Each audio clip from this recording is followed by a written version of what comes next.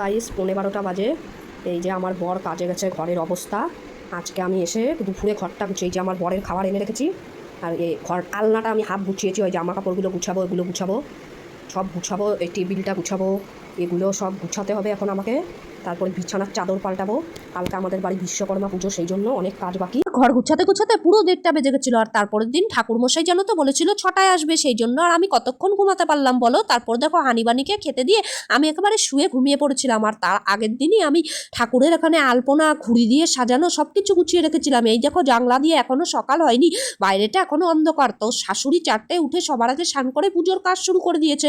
তারপর আমি উঠে স্নান করে পুজোর কাজ সমস্ত গুছিয়ে দিয়েছি। তারপর দেখো ঠাকুরমশাই চলে এসছে, আর পুজোও শুরু হয়ে গেছে। এই দেখো বাইরেটা সবে সকাল হয়েছে, কিন্তু দুঃখের বিষয় জানো তো, সেদিন পুজোয় আমার বর থাকতে পারেনি, কারণ সেদিনও স্টোরে গাড়ি ছিল তো সেই জন্য। তারপর পুজোর পরে পুজোর প্রসাদ সবাইকে দিয়ে দিলাম। আর সেদিনকে আমাদের বাড়ির মেনু ছিল মটন কষা আর চিকেন ভাপা।